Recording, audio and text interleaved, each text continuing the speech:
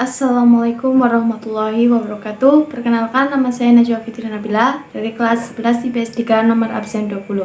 Kali ini saya akan sedikit menjelaskan tentang Islam pada masa modern. Perkembangan Islam pada masa modern dibagi menjadi 3, yaitu periode klasik pada tahun 650 sampai 1250. Periode klasik merupakan periode kejayaan Islam yang dibagi menjadi 2 fase, yaitu fase ekspansi dan integrasi pada tahun 650 sampai 1000. Fase integrasi pada tahun 1000 sampai 1250. Zaman klasik adalah zaman pemerintahan Islam yang dipimpin oleh Rasulullah SAW. Periode pertengahan 1250 sampai 1800. Periode pertengahan merupakan periode kemunduran Islam yang dibagi dalam 2 fase, yaitu fase kemunduran 1250 sampai 1500 Masehi. Muncul fase ketiga, kerajaan besar 1500 sampai 1800 yang dimulai dengan zaman kemajuan 1500 sampai 1700 Masehi dan zaman kemunduran 1700 sampai 1800. Pada zaman pertengahan, pemerintahan Islam dipimpin oleh dinasti-dinasti Islam seperti dinasti Bani Umayyah, dinasti Bani Abbasiyah, dan Turki Utsmani, dan lain-lain.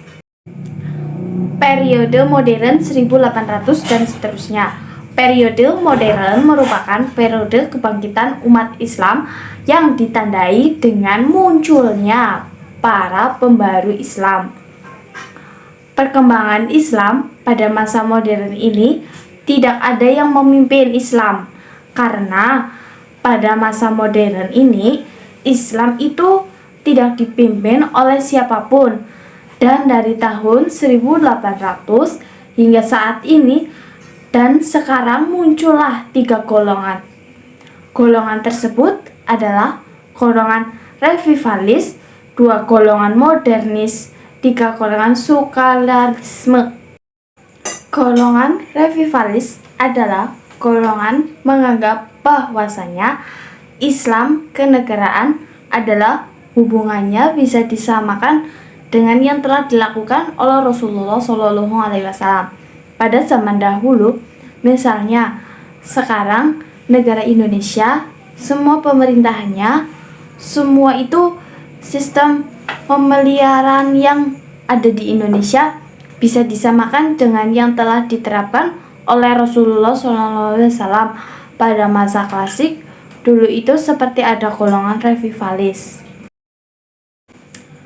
Kemudian golongan modernis adalah golongan yang setuju dengan pendapatnya revivalis, tetapi mereka sedikit memberikan toleransi.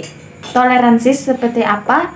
Yang mereka menganggap bahwasanya walaupun kita bisa menyamakan sistem pemerintahan kita sekarang dengan sistem pemerintahannya Rasulullah SAW pada zaman dahulu, tetapi kita juga harus melihat kondisi umat sekarang.